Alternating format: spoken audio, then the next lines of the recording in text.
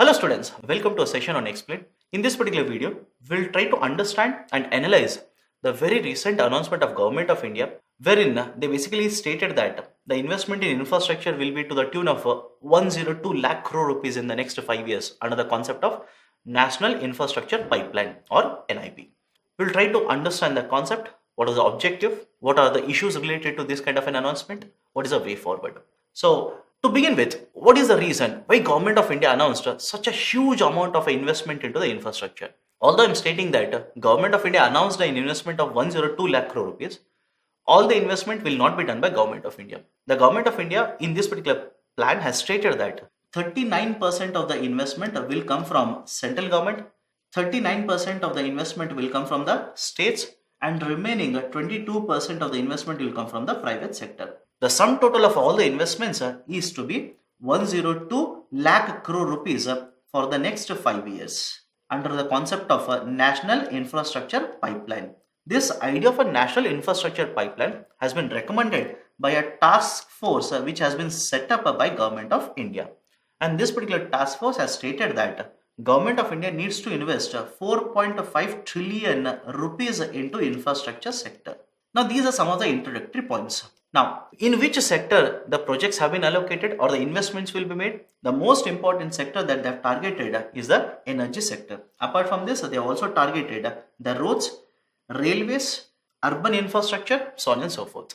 Now, what are the reasons? What are the objectives citing which Government of India has announced this particular huge infrastructure push as such? One of the very important reasons is in the present situation, there is a slowdown in the domestic market. The growth rate of GDP has fallen down to 4.5%. Now please understand, to revive the GDP growth rate, there is a need to invest in the market. And in case of the Indian market, since there is a huge amount of a slowdown in the domestic market, the private sector will not be willing to take the first step and invest in the market. Hence, Government of India wants to basically ensure that investment in the market will happen through the investment by the central government as well as the state government. That is one very important objective. Second, by investing heavily in infrastructure, we expect multiplier effect. What do you mean by multiplier effect? In simple terms, when you invest, there will be multiple outcomes because of this. For example, when you invest heavily in infrastructure, there is a demand for raw materials, there is a demand for labor, there is a demand for other resources, so on and so forth. So what do you expect because of this kind of an investment? Employment generation to take place. And on the other side, the demand for raw materials is also expected to increase. What kind of raw material is required for this kind of infrastructure? You need steel, you need cement. In simple terms, when you invest heavily in infrastructure, you also expect performance of allied sectors to improve, or demand for supply from the allied sectors to also improve. And when allied sectors such as steel will start performing very well, supply more and more, produce more and more, cement will produce more and more and sell it in the market, there will be again generation of employment. These particular companies will start doing well. Now, what is the logic here is, please understand, there is a concept of virtuous cycle. What we expect is, because of infrastructure spending, employment will be generated, the demand for goods and services in the market will be generated, production of goods and services in the market is going to increase, which essentially means higher GDP growth rate. So look at this. With infrastructure push like this, we are expecting kick-starting of a virtuous cycle in the market. As a result of which, in the coming days, we are expecting economic recovery to happen in the market. This is another very important objective, economic recovery. Next very important objective is when Government of India as well as the state government take initiative, start to invest in the market, this will boost the investor confidence in the market. And when investor confidence is boosted, the investment from the private sector is also expected to increase in the market. So these are some of the very important objectives that Government of India wants to achieve. And more importantly, understand this, when you invest heavily in infrastructure, it will help Government of India in achieving a larger goal of taking India to $5 trillion economy in the next couple of years. So Government of India has announced investing 102 lakh crore rupees to achieve all these objectives. Now, what are the concerns related to this particular announcement? First and foremost, various experts have stated that as the central government already has reached its fiscal deficit target, The state governments are struggling to generate revenues. It is very ambitious for Government of India to expect a huge amount of investment now in the infrastructure. Very recently, Government of India itself has stated that it is going to cap its capital expenditure in the fourth quarter of this particular present fiscal so that it can control the fiscal deficit. So on one side, you are capping capital expenditure, you are reducing capital expenditure. On the other side, your revenues in the form of indirect taxes, in the form of direct taxes, in the form of disinvestment have not been up to the targeted expectations. And on the other side, you want to increase the expenditure. For next fiscal itself, Government of India has stated that they want to invest around 13 trillion rupees in the infrastructure. And various experts have already stated that in the fiscal year 18, the total amount of investment was to the tune of around 10.2 lakh crore rupees. And fiscal year 19, it was around 10.1 lakh crore rupees. So in this particular context, how can you expect that investment is going to increase in the infrastructure? Rather, it could reduce in the infrastructure. That has been one issue. Second one, if Government of India really means to invest heavily in infrastructure and does invest in the infrastructure heavily, then the fiscal deficit target for Government of India will be breached. As it is already, the experts are saying that present year the fiscal deficit target will not be met. So how can you expect to invest heavily and also meet a fiscal deficit target? Because usually what happens, Government of India estimates a certain revenue expenditure and overshoots the revenue expenditure. And on the other side, revenue receipts will be under whatever the expectation is, or they will target something and they will achieve lesser than the targeted estimates. So on one side, your revenue expenditures is increasing, and on the other side, revenue receipts are lesser than the target. Revenue deficit is already higher. And in this particular situation, if you invest heavily in the fiscal, and in this particular situation, if you invest heavily in your capital expenditure, that is infrastructure expenditure, your fiscal deficit will be much, much higher. That is the second concern which has been raised by various experts. Third concern, you expect 22% of the investment to come from the private sector. Private sector will not invest unless they can see that there is a revival of a GDP growth rate in the economy. And in the present situation, GDP growth rates have been declining and there are no signs of bottoming out or revival of the GDP growth rates. So this particular idea of investing 39% from center plus state is very ambitious. Attracting 22% from the private sector is also very, very ambitious. Third, when you want to invest heavily in the infrastructure sector, you expect to borrow from the banking sector. But the banking sector is already facing a lot of pressure because of mounting non-performing assets. As per very recently published RBI report, the non-performing assets of the banking sector are more than 10 lakh crore rupees. So in this particular situation, the banks would be wary about investing in the infrastructure, which usually have a very long gestation period. What do you mean by long gestation period? In simple terms, it will take a very long time period for the project to be completed.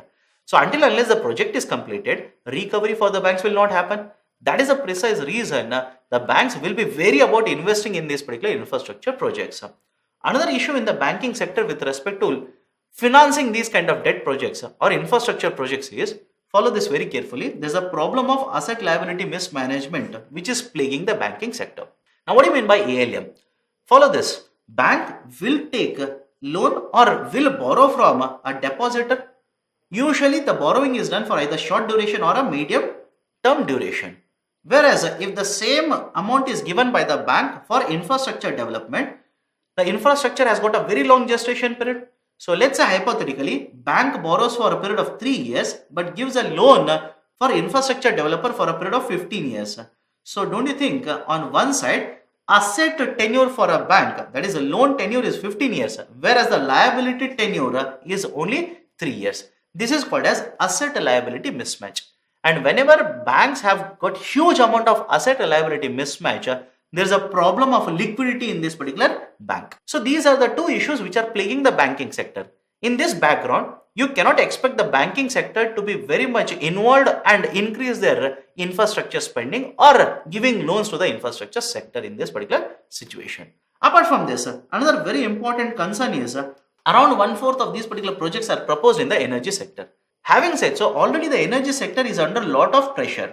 For example, you will read about PLF in the thermal power plants. What do you mean by PLF? Plant load factor. Plant load factor basically means what is the potential of production compared to this, how much I'm actually producing. For example, let's assume I'm running a thermal power plant. I can produce 100 megawatt of electricity. That is a potential that I've got. But because of various issues in the market, I'm only producing 60 megawatt of electricity. So plant load factor in this particular context or in this example will be 60%. In recent times, the plant load factors of thermal power plants have been around 60%, which means they have huge potential. They can produce more, but they are producing very lesser. And thermal power plants are already under a lot of financial pressure. And in this context, how can I expect private sector will invest heavily in the energy sector, where the energy sector is not performing very well? Apart from this, another issue has been with respect to announcement of the project. As per Government of India, 42% of these particular projects are already under implementation.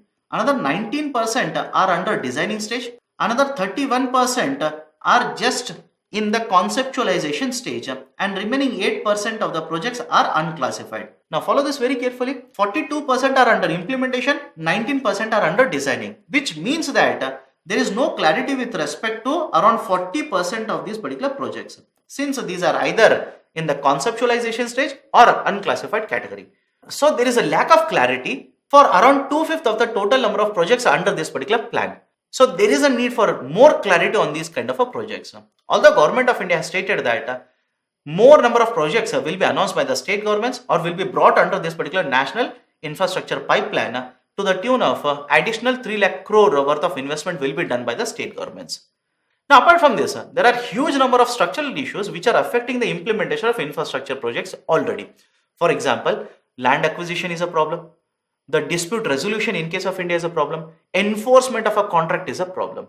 And added to this, a recent phenomenon has been observed that in case of the state governments, the earlier state government would allocate certain projects, and when the state government changes or a new party forms the state government now, basically they are cancelling the projects which were allocated by the earlier government. This will further lead to what? It will dent the investor confidence in this particular infrastructure projects.